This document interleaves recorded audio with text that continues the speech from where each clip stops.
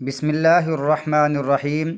लक़द नसरकुमुल्लाहु फ़ी मवातिन कसीरतिन व यौम हुनैनिन इज़ अअजबतकुम कसरतुकुम फ़लम तुग़नि अन्कुम शय्अन व ज़ाक़त अलैकुमुल अर्दु बिमा रहुबत सुम्मा वल्लैतुम मुदबिरीन। यकीनन यकीनन मदद की तुम्हारी, कुम का माना तुम्हारी। अगर ये हम हो, हम का माना होता है उनकी, कुम का माना तुम्हारी। ये याद रखें, कुम लगा हो उसका माना भी तुम, अगर तुम लगा हो तो उसका माना भी तुम। जैसे ये है वल्लई तुम, ये तुम है ना, तुम का माना भी तुम होता है और कुम का माना भी तुम होता है, और हम उसका माना होता है उन। तो यकीनन यकीनन मदद की तुम्हारी अल्लाह ताला ने फ़ी मवातिन कसीरतिन, बहुत सी जगहों में,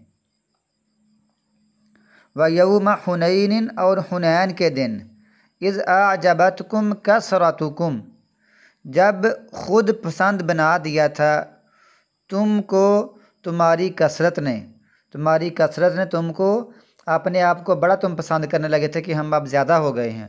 फलम तुगनी, पस नहीं, फ़ा का माना पस, लम का माना नहीं, पस नहीं, तुगनी वो काम आई तुम्हारे कुछ भी, वक़त और तंग हो गई, अलैकुम तुम पर, अल अर्दु ज़मीन, बिमा रहुबत बावजूद इसके कि वो वसी थी, वसी होने के बावजूद, फ़राख होने के बावजूद तुम पर वो तंग हो गई। सुम्मा वल्लैतुम, फिर तुम फिर गए, मुदबिरीन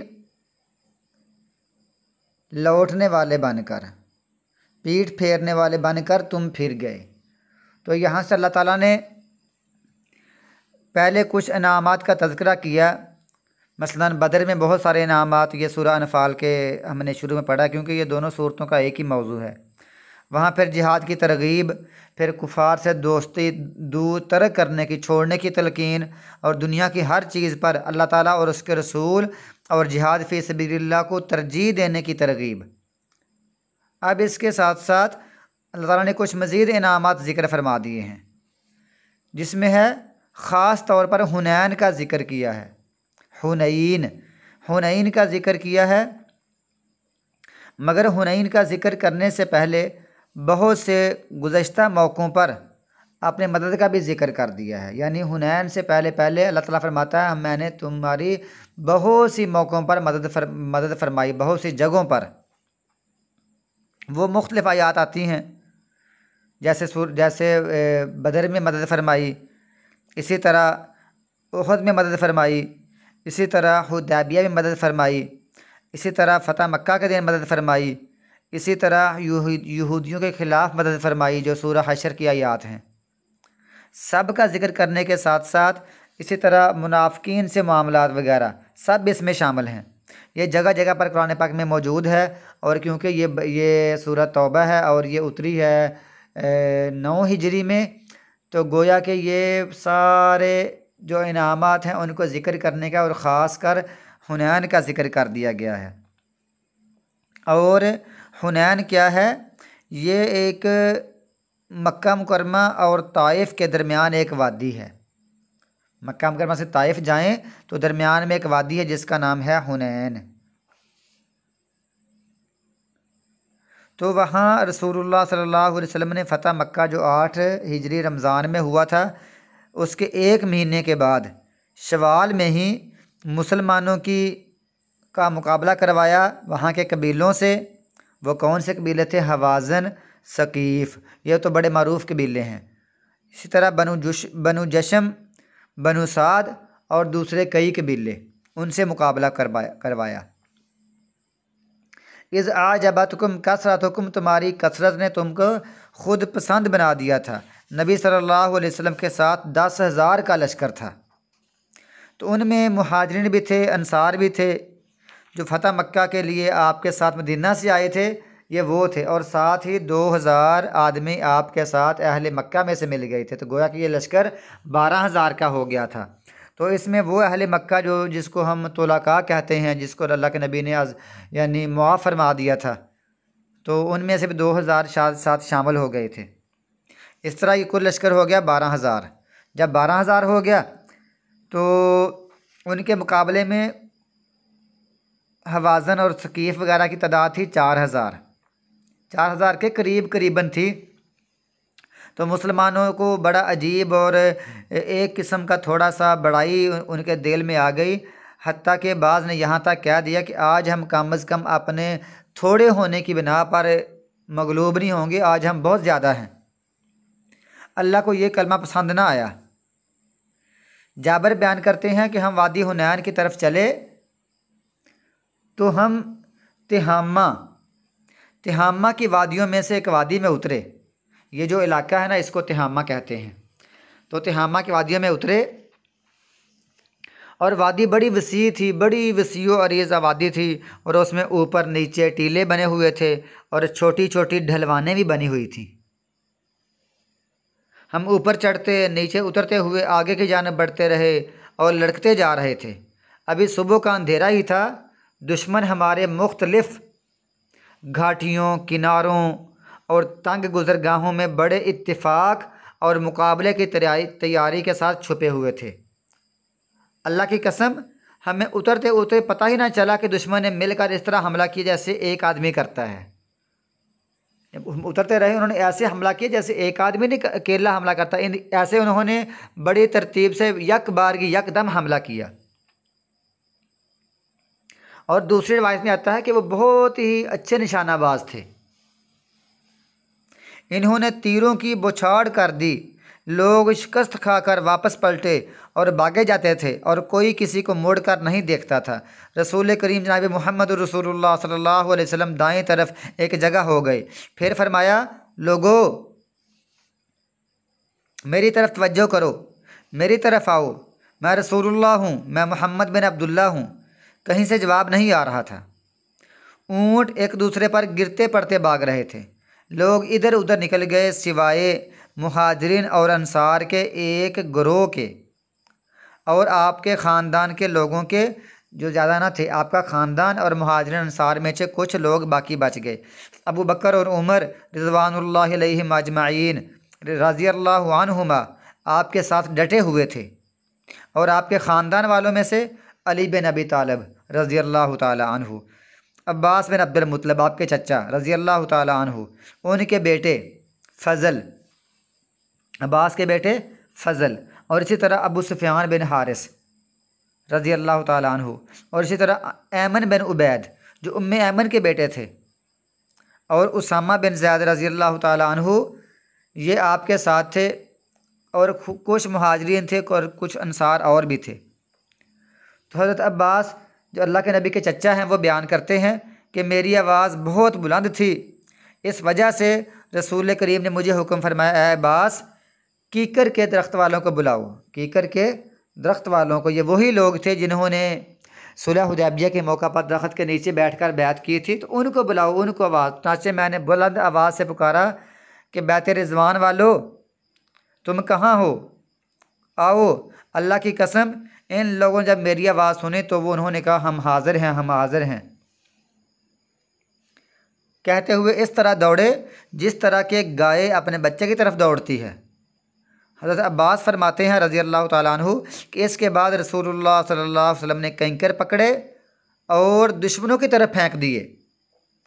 इसके साथ ही रसूलुल्लाह सल्लल्लाहु अलैहि वसल्लम ने फरमाया, मोहम्मद के रब की कसम, रब मोहम्मद की कसम, वो शिकस्त खा गए। यह हदीस मुस्लिम शरीफ में है, किताबुल जिहाद में है। और ये वो वक़्त है जब मुसलमान फिर जम गए और फरिश्ते नाज़िल हुए थे। ये आयत आती है ना, वानज़ला, ये आगे आ रही है, वानज़ला जुनूद लम तरऊहा, अल्लाह ने ऐसे लश्करों को उतारा जिनको तुम नहीं देखते थे।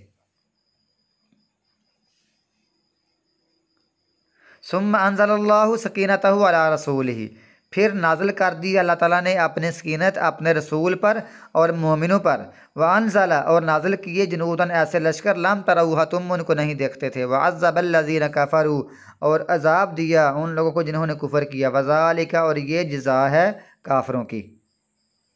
अब ये उनको अजाब क्या हुआ, ये उनको शिकस्त है, ये भी अजाब है। और इनके साथ साथ उनके बच्चे और उनकी औरतों को लौंडियाँ और ग़ुलाम बना लिया गया, और उनके मालों को मुसलमानों ने माल गनीमत बना लिया, और बहुत से उनके कैदी बने, और दुनिया में काफिरों की भी यही जज़ा है। सुम्मा फिर यतूबुल्लाहु, अल्लाह ताला तौबा की तौफीक देगा, मिन बाद इसके बाद, मिन बाद ज़ालिका इसके बाद, अला मन यशा जिसको चाहेगा, वल्लाहु अल्लाह ताला गफ़ूरुर रहीम बख्शने वाला है, रहम करने वाला है। तो चुनाचे ग़ज़वा हुनैन के तकरीबन 20 रोज़ बाद हवाज़न के बकिया लोग जो कैदी नहीं हुए थे, मुसलमान होकर जइराना के मुकाम पर, जइराना जिन्होंने हज किया है उनको पता है, जइराना वो भी हदूद हरम से बाहर एक जगह है। तो जइराना के मुकाम पर नबी सल्लल्लाहु अलैहि वसल्लम की खिदमत में हाज़िर हुए। रसूलुल्लाह सल्लल्लाहु अलैहि वसल्लम का उनसे, इन लोगों से रज़ाई रिश्ता भी था। वो वही जो रसूलुल्लाह सल्लल्लाहु अलैहि वसल्लम ने हलीमा सादिया का दूध पिया था, तो यही वो रज़ाई रिश्ता है, दूध का रिश्ता था, क्योंकि आपकी रज़ाई माँ हलीमा उन्हीं में से थी। अल्लाह ताला ने इन सब को मुसलमान होने की तौफीक बख्शी। तो ये अपने अमवाल और अपने कैदी वापस लेने के लिए दरख्वास्त करने के लिए आए।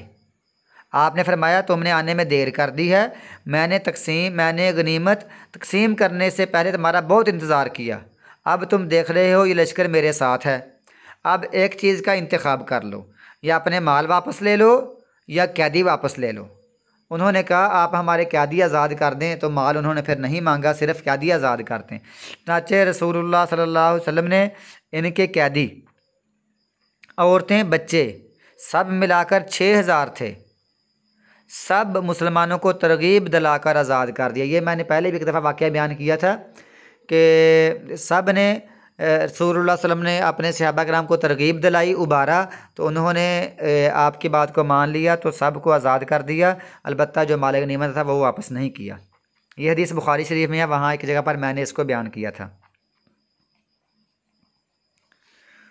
तो अल्लाह ताला ने अरब के ग़ज़वात का आगाज़ बदर से किया और ख़ात्मा हुनैन से किया। ये जो अरब है ना, अरबी जहाँ रसूलुल्लाह सल्लल्लाहु अलैहि वसल्लम थे, तिहामा, हिजाज़ वगैरह, तो इनका जो आगाज़ किया वो बदर से किया और इख्तिताम किया वो हुनैन से किया। इसलिए यहाँ दोनों को यके बाद दीगरे मिलाकर ज़िक्र किया, यहाँ दोनों को ज़िक्र किया, पहले हुनैन का भी ज़िक्र कर दिया है और बदर का भी ज़िक्र कर दिया था। इन दोनों के दरमियान 7 साल का फ़ासला है, और इसके साथ ही रसूलुल्लाह सल्लल्लाहु अलैहि वसल्लम और मुसलमानों के मुकाबले में अरब की जंग का अंगारा बुझ गया। फिर बस अंगारा ख़त्म हो गया अरबों का। पहली जंग ने इन्हें सिर्फ खौफज़दा करके उनकी कुव्वत तोड़ दी थी, जंग बदर में इनकी कुव्वत तोड़ दी थी खौफज़दा करके, और आखिरी जंग ने, जंग हुनैन ने, इनकी कुव्वत ख़त्म ही कर दी, इनका असला बेअसर कर दिया, इनकी जमात को इस तरह पीसा कि इनके लिए इस्लाम में दाखिल होने के सिवा कोई चारा न रहा। अब वो इस्लाम में दाखिल हो गए। इधर इस आखिरी जंग में मुसलमानों को ये सबक खूब याद करवा दिया कि जो जंग होती है ना, ये तुम्हारी कसरत और असला की बढ़ती की वजह से नहीं, बल्कि दीन की बरकत और अल्लाह की नुसरत और मदद से ही हासिल होती है। या अय्युहल्लज़ीना आमनू, ईमान वालो, इन्नमल मुशरिकून, बेशक मुशरिक नजसुन पलीद हैं, नापाक हैं, फ़ला यक़रबुल मस्जिदल हराम, पस वो ना करीब आए मस्जिद हराम के, बाद आमिहिम हाज़ा, इनके इस साल के बाद, कि वो अपने इस साल के बाद मस्जिद हराम के करीब ना आएँ। व इन खिफ्तुम, और अगर तुम्हें कोई डर है, आइलतन, अगर तुम्हें डर है फ़कर का, फ़कीरी का, फ़सौफ़ा, पस अन करीब, युगनीकुमुल्लाहु, गनी कर देगा तुमको अल्लाह ताला, मिन फ़ज़लिही, अपने फ़ज़ल से, इंशा, अगर वो चाहेगा। इन्नल्लाह, बेशक अल्लाह ताला, अलीमुन हकीम, खूब इल्म रखने वाला है, खूब हिकमत वाला है। अब इस आयत की थोड़ी सी मैं तफसीर करता हूँ। ये जो है नजस, पलीद, नापाक, गंदा, गोया के तमाम मुशरिक इतने नापाक हैं कि यूँ समझो कि वो सरासर ही नजासत हैं वो पलीद ही हैं, उनका जिस्म ही पलीद है सारा, यानी वो पलीदगी का एक टुकड़ा है। वो एक होता है जिस्म का पलीद होना, वो एक होता है वह पूरा जो जिस्म है ना, जिस्म का पूरा जो लोथड़ा है, जिस्म का जो नज़र आ रहा है वो सारा का सारा पलीद है। अब यहाँ नापाक होने से क्या मुराद है कि वो अपने अकायद में, अपने अमाल में और अखलाक के लिहाज से गंदे हैं। उनकी नजासत मानवी नजासत है, बदन नापाक होना मुराद नहीं है। ये नहीं कि उनका बदन नापाक है, बल्कि वो मानवी तौर पर अंदर से नापाक हैं। गोया कि उसे हाथ लगाने से या उसके हाथ लगाने से कोई चीज़ पलीद हो जाती हो, इससे यह मुराद नहीं है। ऐसा नहीं है कि अगर हम मुशरिक से हाथ मिला लें या उनको हाथ लगा लें या वो हमारे किसी चीज़ को हाथ लगाने वो पलीद है, ये नहीं, बल्कि वो मानवी तौर पर बिल्कुल नापाक हैं। इसलिए कि अहले किताब साबित कैसे होता है, जैसे अहले किताब की औरतों से निकाह करना, उन्हें लौंडी और गुलाम बनाना, फिर उनसे खिदमत लेना, कंघी करवाना, घर के काम करवाना, तो ये जायज़ है। लिहाजा वो जो पलीदगी है वो मानवी है, ज़ाहरी नहीं। और ये भी साबित है कि रसूलुल्लाह सल्लल्लाहु अलैहि वसल्लम ने एक मुशरिक औरत की के मशकीज़े से पानी लिया था, वो भी सही बुखारी का एक मारूफ वाक़या है। तो इसी तरह आपने खैबर के यहूदियों की दावत कबूल की थी, तो ये वो जिस्मानी तौर पर तो और साहब से असर में है, ये मानवी तौर पर पलीद है, मानवी अकीदे के हिसाब से। इससे साबित होता है कि इनका जिस्म या हाथ लगने से कोई चीज़ पलीद नहीं होती। वैसे अगर देखा जाए तो मुशरिक बदनी तौर पर भी तहारत का अहतमाम नहीं करते। अगर हम देखते हैं ना, बाज़ मुशरिक, कुछ लोग तो ऐसे साफ़ होते हैं, लेकिन बाज़ तौर पर मुशरिक तहारत का, पाकीज़गी का, जैसे हम मुसलमान करते हैं ऐसे वो इसका ख्याल नहीं करते। ना वो इस्तंजा करते हैं, ना वो गुस्ले जनाबत करते हैं, मसलन एहतलाम हो गया या बीवी के पास जाने के बाद उनका कोई ऐसा तसव्वुर नहीं होता। ना वो अपने बालों की सफाई करते हैं, ना वो किसी नजासत से बचते हैं। फिर वो खिंजीर खाते हैं। सिगरेट और शराब पीना और बदकारी करना उनकी आम रवश है, उनका रहना सहना है। अलगरज मुशरिक जितना भी साफ़ सुथरा हो, अलगरज मुशरिक जितना भी साफ़ सुथरा हो जाए, नहा दो बिले, फिर भी पलीद ही रहता है, उसको उसकी बदबू आती रहती है। उसके मुसलमान है, उसके गंदे कपड़े हैं तो उसमें इतनी बदबू नहीं, जितना वो मुशरक नहा दो बिले फिर भी उसके जिस्म से वो हमें बेजारी और बदबू आती रहती है उनके पास से।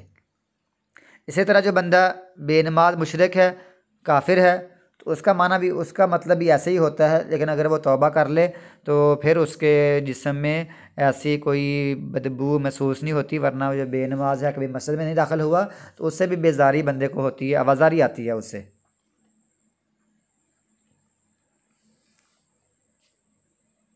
अल्लाह ताला फरमा रहा है कि ये मुशरक पलीद हैं, तो इनको आइंदा के लिए मस्जिद हराम के करीब आने से मना फरमा दिया गया है। जैसे कि हमने ये पीछे शुरू में पढ़ा है, ये ऐलान पहले रुकू में कि ऐलान फरमा दिया था कि इस साल के बाद मुशरिकीन मक्का की तरफ नहीं आएंगे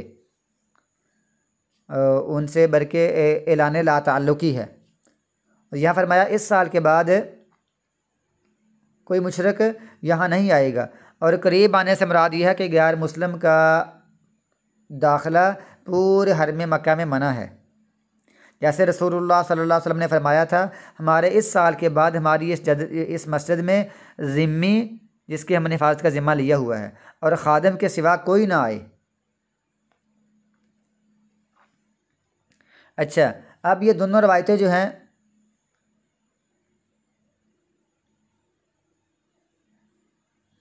ये दोनों रवायतें हैं, ये ज़ईफ़ साबित होती हैं। लेकिन इसके साथ साथ ही मसलन इनको बाहर निकाल दो, ख़ासकर मस्जिद हराम मक्का मुकरमा से, यहाँ तो कोई मुशरिक दाखिल हो ही नहीं सकता। इसीलिए तो उमर बिन ख़त्ताब रज़ी अल्लाह तआला अन्हु ने अपने दौर में यहूद व नसारा को भी जज़ीरा अरब से ही निकाल दिया था, क्योंकि रसूलुल्लाह सल्लल्लाहु अलैहि वसल्लम ने यह वसीयत भी की थी कि मुशरिकीन और यहूद व नसारा को जज़ीरा अरब से ही निकाल दो। तो अब मामला है हरम का और दूसरी मस्जिदों का। तो ये ज़ाहिर होता है कि मस्जिद हराम के अलावा दूसरी मस्जिद में गैर मुस्लिम दाखिल हो सकते हैं। मस्जिद हराम के अलावा, मक्का मुकरमा के मस्जिद हराम के अलावा दूसरी मस्जिदों में मुशरिकीन दाखिल हो सकते हैं, जैसा कि रसूलुल्लाह सल्लल्लाहु अलैहि वसल्लम ने बाज़ मुशरिकों को अपनी मस्जिद में आने की इजाज़त दी थी। और ख़ासकर जो वाक़या सुमामा बिन साल का वाक़या मारूफ़ है कि अल्लाह के रसूल ने उसको मस्जिद के साथ बांध दिया था। मस्जिद नबवी में, वहाँ उसको एक पिलर से बांध दिया था। तो गोया कि मस्जिद नबवी में उसको बांध दिया था मुशरिक को, और मस्जिद हराम में दाखिला उनका बिल्कुल ममनू है। और अल्लाह तुमको गनी कर देगा। तो मुसलमानों को अगर परेशानी हुई कि ये बड़े बड़े कारोबारी बंदे हैं, अब क्या बनेगा, अल्लाह फरमाता है अगर तुम्हें डर है ना तो मैं तुमको अपने फ़ज़ल से गनी कर दूँगा। तो फिर बड़ा फ़ज़ल होता है, लोगों ने कलमे पढ़ लिए, मुसलमान हो गए, फिर फतूहात खूब हुई, कैसर व किसरा फ़तह हो गए, उनके ख़जाने मुसलमानों के पास आ गए, अल्लाह ताला ने उनको बहुत अमीर कर दिया। क़ातिलुल्लज़ीना, लड़ाई करो उन लोगों से, ला युमिनूना, जो नहीं मान लाते अल्लाह के साथ, वला बिल यौमिल आखिरी, और ना आखरत के दिन के साथ, वला युहर्रिमूना, और नहीं वो हराम जानते, मा मा हर्रमल्लाहु व रसूलुहु, जो हराम किया अल्लाह ने, व रसूलुहु, और उसके रसूल ने, वला यदीनून दीनल हक़, और नहीं वो कबूल करते दीन हक़ को, नहीं वो इख्तियार करते दीन हक़ को, सच्चे दीन को, मिनल्लज़ीना, उन लोगों में से, उन लोगों से लड़ो, ऊतुल किताब, जिनको किताब दी गई थी, हत्ता युअतुल जिज़्यता, हत्ता के वो दें जिज़िया, अन या दिन, हाथ से, वहुम सागिरून, और वो जलील छोटे होकर रहें, हकीर होकर रहें, हकीर होने वाले बनकर हाथों से जिज़िया दें तो फिर ठीक है, वरना उनके ख़िलाफ़ जिहाद करो, लड़ाई करो। तो इसके बारे में क़ातिलुल्लज़ीना, यहाँ से इसकी मैं थोड़ी सी तफसीर करता हूँ। मुशरिकीन अरब के बाद लड़ाई का हुक्म यानी मुकम्मल हो गया, अरब सारा फ़तह हो गया, तो अल्लाह ताला कह रहा है अहले किताब से जिहाद करो, मुशरिकीन से, यहूदो नसारा से, यहूदियों से और ईसाइयों से। तो इसमें यहाँ 4 वजह बयान फरमाई गई हैं। पहली वजह क्या है कि उनका अल्लाह पर ईमान नहीं है। रहा अब लोग कहते हैं कि उनका अल्लाह पर ईमान है, अल्लाह को तो वो मानते हैं, इनका अल्लाह पर ईमान का दावा तो दुरुस्त नहीं है। क्यों? क्योंकि वो उसके मुताबिक नहीं है जो रसूलुल्लाह सल्लल्लाहु अलैहि वसल्लम और तमाम रसूलों ने बताया था। वो अल्लाह पर ईमान उनका अपना जहन है, लेकिन अल्लाह ताला उसके रसूल और बाकी तमाम रसूलों के हुक्म के मुताबिक उनका अल्लाह पर ईमान नहीं है, लिहाजा वो अल्लाह पर ईमान नहीं लाते। जैसे अल्लाह ताला फरमाता है, आगे आगे आयत शुरू होगी कि यहूदियों ने कहा उज़ैर अल्लाह का बेटा है, और ईसा अलैहिस्सलाम के बारे में ईसाइयों ने कहा, नसारा ने कहा कि मसीह अल्लाह का बेटा है। तो गोया कि अब ये साबित कर रहे हैं कि अल्लाह के ये 2 बेटे हैं, उज़ैर अलैहिस्सलाम और मसीह अलैहिस्सलाम, ईसा अलैहिस्सलाम। तो ये ज़ाहिर है अल्लाह ताला की वहदानियत, अल्लाह ताला की तौहीद का इनकार है। अल्लाह फरमाता है ये अल्लाह पर ईमान नहीं लाते। अब जो हमारा मरूफ ज़हन है ना कि ये अल्लाह को मानते हैं, अल्लाह को नहीं मानते। अगर अल्लाह को मानते हो तो अल्लाह ताला की वहदानियत, उसकी तौहीद को मानना सही ईमान है। तो ये रसूलों को भी नहीं मानते, अल्लाह को भी नहीं मानते। वला बिल यौमिल आखिरी, और ये दूसरा इनका आखिरत के दिन को भी नहीं मानते। वला बिल यौमिल आखिरी, और वो आखिरत के दिन को भी नहीं मानते, क्योंकि एक तो वो ख़ातमुन नबिय्यीन पर ईमान नहीं रखते, और आपके बताने के मुताबिक ना हो कोई बंदा, किसी का अमल ना हो तो वो ना होने के बराबर ही होता है। जो आप रसूलुल्लाह सल्लल्लाहु अलैहि वसल्लम का कोई अमल या कोई हुक्म उसके मुताबिक ना चले, उसको ना माने, तो गोया ऐसे होता है वो इसको मानता ही नहीं है, वो उसका अकीदा ही गलत है। और फिर भी वो तमाम अमाल, बुरे अमाल करने के बावजूद जन्नत के ठेकेदार होने के दावेदार हैं, और वो ऐसी बातें करते हैं। अल्लाह फरमाता है वो कहते हैं कि हम आखिर में हमने जन्नत में जाना है, जैसे हमने पहले पारे में पढ़ा था, वक़ालू लन यदखुलल जन्नत इल्ला मन काना हुदन औ नसारा। वो कहते थे हमारे अलावा कोई जन्नत में दाखिल नहीं होगा सिवाय यहूदी और ईसाइयों के। तो ये उनका दावा ये भी झूठा है। और यहाँ तक इन्होंने कह दिया था कि यहूदी जहन्नम में नहीं जाएंगे मगर चंद दिन जाएंगे। जैसे हमने वो पहले पारे में पढ़ा, लन तमस्सना नारु इल्ला अय्यामम मादूदा, कि हम जहन्नम में नहीं जाएंगे। तो ये उनका जो अकीदा है ना यौम आखिरत वाला, गोया कि ये झूठा ही है, गलत है उनका। और तो जो ईसाई हैं उन्होंने मसीह अलैहिस्सलाम को ईसा अलैहिस्सलाम के अपने गुनाहों का कफ़ारा करार देकर सिरे से ही जहन्नम से महफूज रहने की आरजुएं दिल में पाल रखी हैं। वो कहते हैं हम जो मर्ज़ी गुनाह करते रहें, हमारे ईसा अलैहिस्सलाम हमारी जगह पर सूली चढ़ गए, सलीब चढ़ गए, हमारे गुनाहों का वो जुर्माना अदा कर गए, कफ़ारा अदा कर गए, तो अब हम जो मर्ज़ी करते रहें, हम जहन्नम में बिल्कुल नहीं जाएंगे। तो अब बाज़ दफ़ा कि ये ऐसी बातें, क्या कोई बंदा जो सही समझदार है, ऐसा बंदा ऐसे यौम आखिरत पर यौम जज़ा समझ सकता है कि ऐसा बंदा समझ सकता है कि ये उनको जज़ा मिल रही है? नहीं, बल्कि वो बंदा जो जुर्म करता है उसको सज़ा तो मिलनी ही मिलनी है। और अगर कोई ये कहे कि बात अब तो बात मुसलमानों में भी आ चुकी है, ये बातें मुसलमानों में आ चुकी हैं, और रसूलुल्लाह सल्लल्लाहु अलैहि वसल्लम अपने पेशवाओं के इत्माद पर, रसूलुल्लाह सल्लल्लाहु अलैहि वसल्लम और अपने पेशवाओं, अपने लीडरों के एतबार पर जहन्नम से बिल्कुल बेफिक्र हो चुके हैं। आजकल मुसलमानों में, खुद मेरे साथ ये मामला हुआ था, मैं खुद शफीकुर रहमान मुफले, मेरे साथ मक्का मुकरमा में एक बंदा गारे सौर पर कोई बहस हो रही थी, मैं दरस दे रहा था, तो दरस देने के बाद एक बंदा मुझसे मिला और मुझसे उसने कुछ सवाल किए, बाद में मेरे सामने कहा, उसने कहा क्या तुमको यकीन है कि तुम जन्नती हो? मैंने कहा हमें तो नहीं, हमें तो उम्मीद है अल्लाह ताला हमें हमारे गुनाह माफ़ करेगा और हमारी नेकियां कबूल फरमाएगा, और हमें उम्मीद है, लेकिन हम यकीन नहीं हैं। तो वो कहता है हमें तो पक्का यकीन है कि हम जन्नती हैं। हमारे एक बाबा जी हैं फैसलाबाद के सूफ़ी बरकत, उन्होंने हमारे मोहर लगा दिया कि तुम पक्के पक्के जन्नती हो। तो ऐसी बातें मुसलमानों में आ चुकी हैं। तो ये जो लोग कहते हैं कि मुसलमानों में भी ये चीज़ें आ चुकी हैं, तो इस बात का जवाब ये है कि ये लोग भी उन्हीं के रक्श कदम पर चल रहे हैं। जैसे रसूलुल्लाह सल्लल्लाहु अलैहि वसल्लम ने फरमाया था कि अपनी उम्मत को इन लोगों के पीछे चलने से मना फरमा दिया था, और ये लोग भी इन चीज़ों को हराम नहीं समझते जिसको अल्लाह के रसूल ने हराम फरमा दिया था।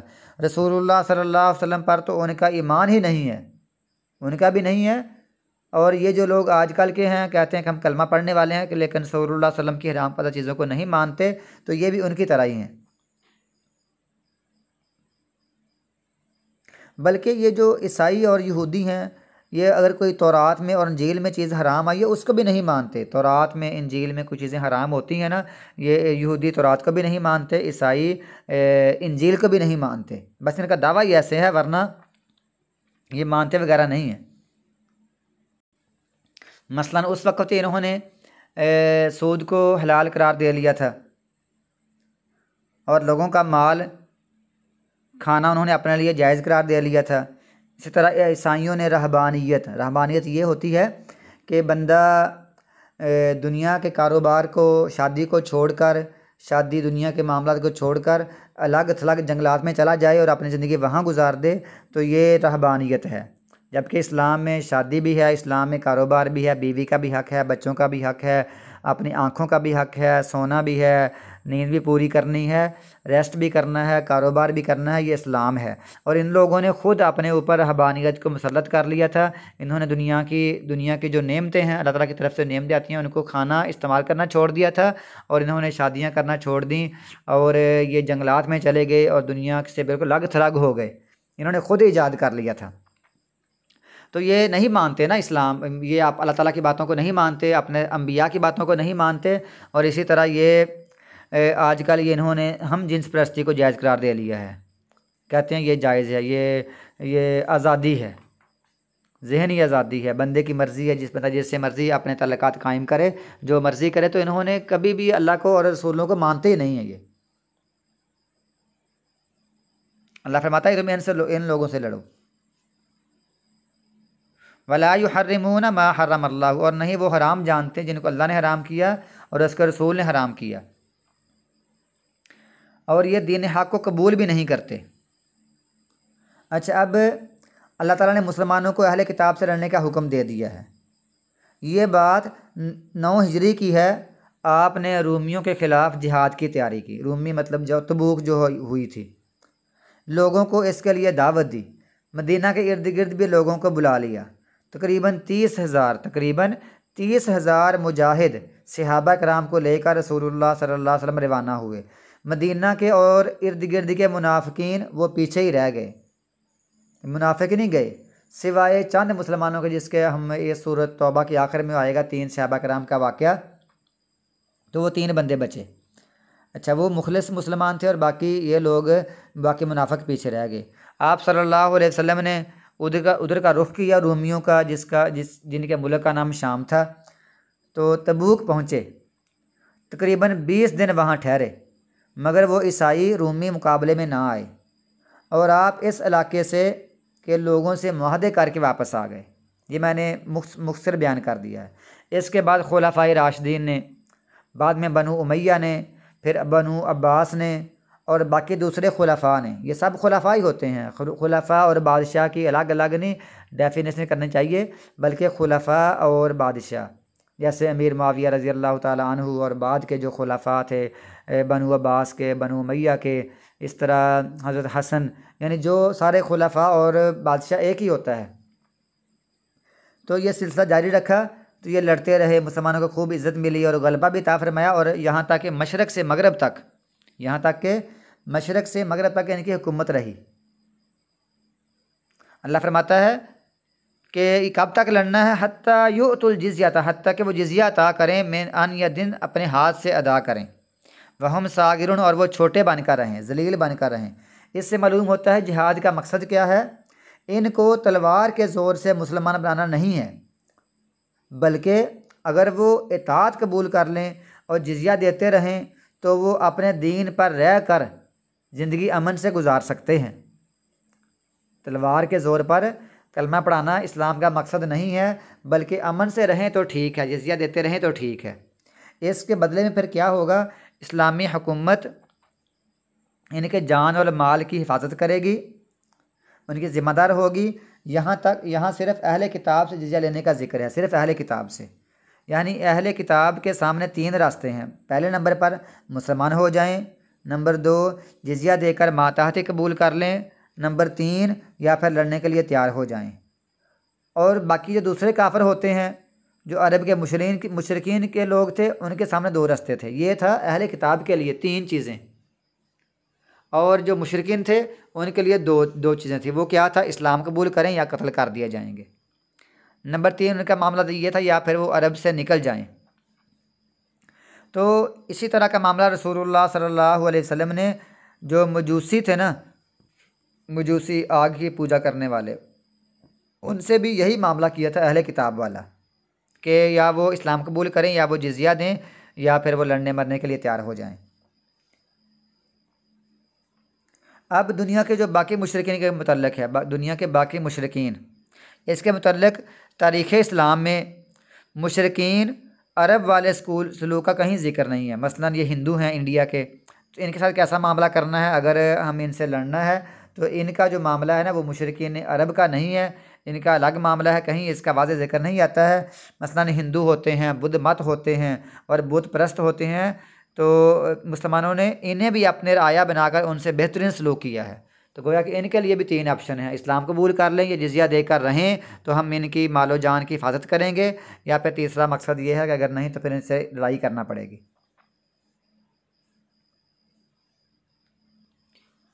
अब वो जिज़िया देना है, वो देना कितना है, ये भी एक मामला है कि जिज़िया देना है, अगर वो छोटे बनकर रहेंगे, जिज़िया देकर रहेंगे अपने हाथों से, तो उसके बारे में हमें क्या हुक्म मिलता है। वो है कि मुआज़ बिन जबल रज़ी अल्लाह ताला अन्हु जब यमन गए गवर्नर बनकर, तो रसूल करीम जनाब मुहम्मद रसूलुल्लाह सल्लल्लाहु अलैहि वसल्लम ने उन्हें ये फ़रमाया कि हर बालिग से 1 दिनार या उसके बराबर वहाँ के बने हुए कपड़े वसूल करने का हुक्म दिया। 1 दिनार दे दें या उसके बदले में कपड़े वसूल करने का हुक्म दे दिया। तो ये वो जिज़िया है, इतना वो उनको देना चाहिए, वरना वो लड़ाई के लिए तैयार रहें।